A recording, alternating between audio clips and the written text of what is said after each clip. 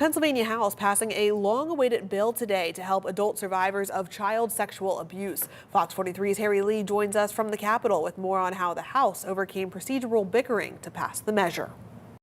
One step closer to becoming law, a measure that would allow adult survivors of childhood sexual abuse to sue their abusers.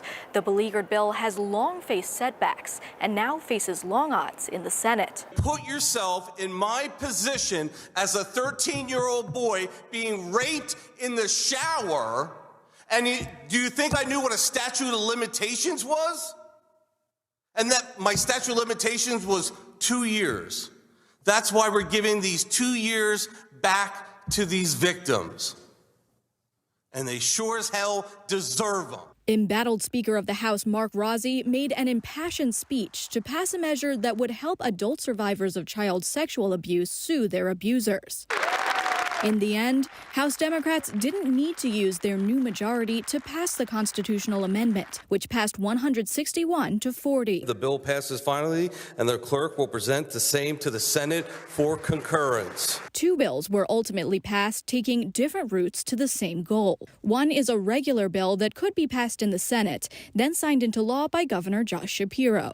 The other is a constitutional amendment that voters would see as a ballot referendum in the fall elections. Both measures were introduced to increase the chance that one gets signed into law. The dual path is the right way to go.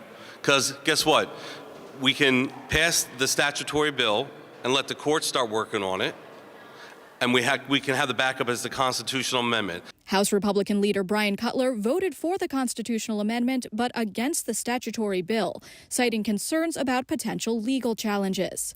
He says Democratic leaders still aren't doing enough to protect other victims, such as a lobbyist who recently testified she was sexually harassed by a male legislator.